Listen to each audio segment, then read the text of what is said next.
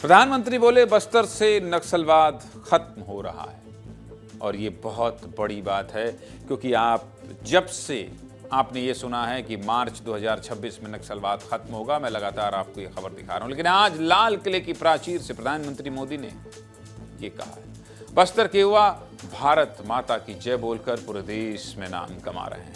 लाल किले से पहली बार किसी प्रधानमंत्री ने बस्तर की तारीफ की।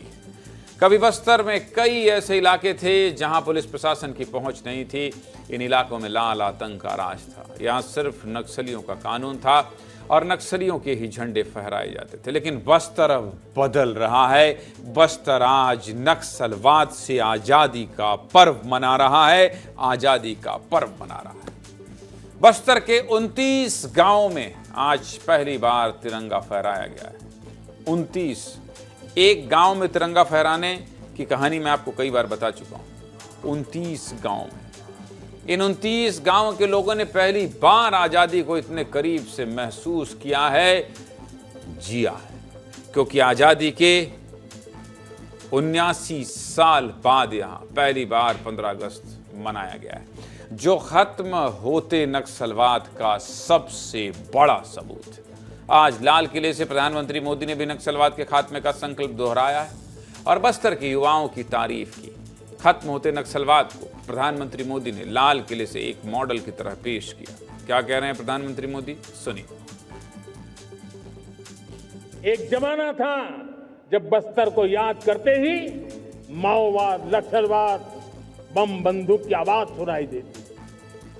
उसी बस्तर में माओवाद नक्सल से मुक्त होने के बाद जब बस्तर के नौजवान ओलंपिक करते हैं, हजारों नौजवान भारत माता की जय बोल करके खेल के मैदान में उतरते हैं, पूरा वातावरण उत्साह से भर जाता है।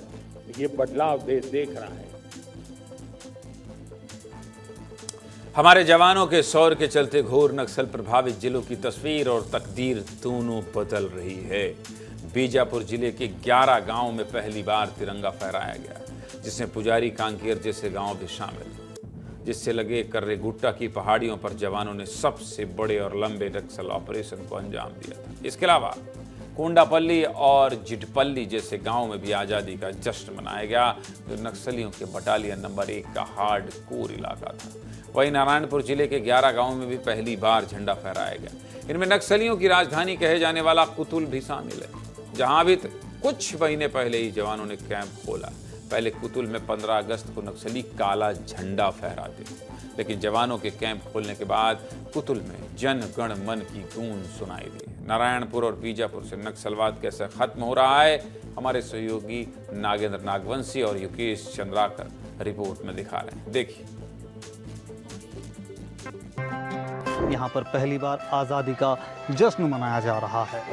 आज़ादी के जश्न को लेकर के इन इलाकों में ग्रामीणों में खासा उत्साह देखने को मिल रहा है। तस्वीरें बदलती हुई नज़र आ रही हैं। स्कूली बच्चे नज़र आ रहे हैं जो एक स्कूल में इकट्ठा हुए हैं।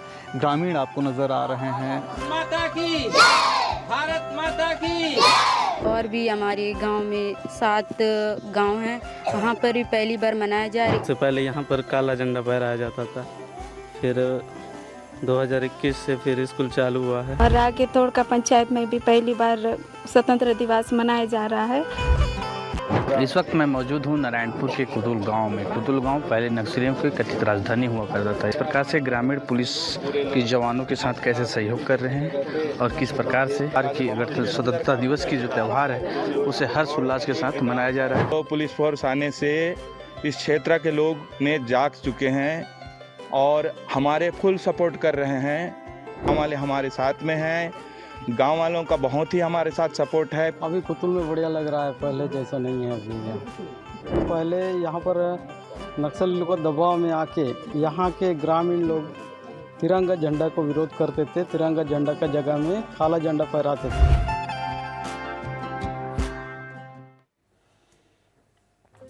आज नक्सल कमांडर हिडमा के गढ़ में भी लोकतंत्र की ताकत दिखाई दी। सुकमा जिले के 7 गांवों में पहली बार आजादी का जश्न मनाया गया।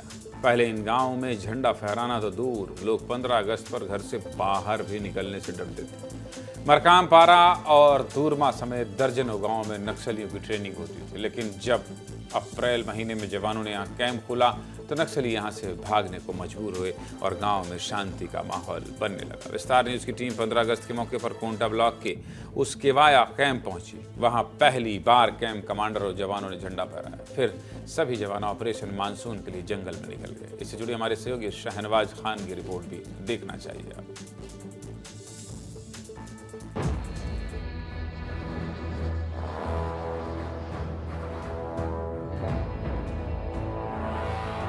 सुकमा जिले का एक ऐसा गांव जो कल तक नक्सलियों के साए में आजादी के पर्व पर काला झंडा फहराते थे, वहां पर पहली बार तिरंगा फहराया गया है।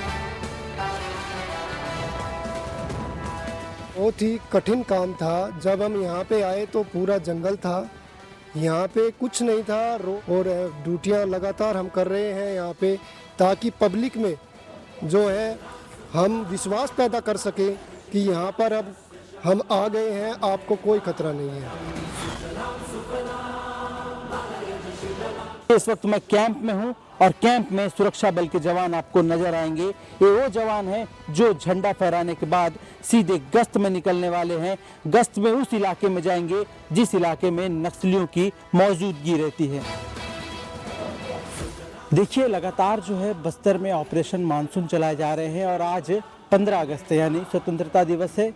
झंडा फहराने के बाद उसके वाया से सीआरपीएफ 218 की टीम जो है गश्त में निकली है। और ये जब हम लोग यहाँ पे आए थे तो यहाँ बहुत यानी कि एक डरा हुआ एक इलाका था, जो आज हम लोगों ने और सुरक्षा बलों ने मिलकर नक्सलियों की कमर तोड़ रखी है और आने वाले समय में और तक तोड़ रखेंगे।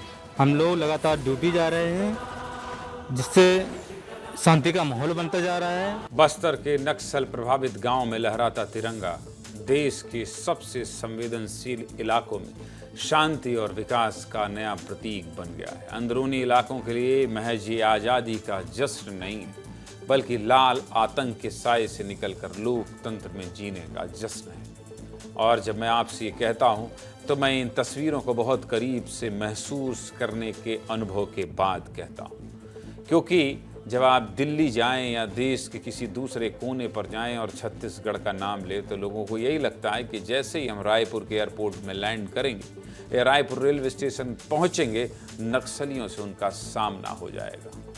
और ऐसे सूरत हाल में अगर ऐसे सूरत हाल को बदलने की कोशिश की जा रही है और केंद्र सरकार और राज्य सरकार की कोशिश की वजह से एक गांव में झंडा फहराने की खबर को 29 गांव में बदला जा रहा है, तो ये बहुत बड़ी खबर है।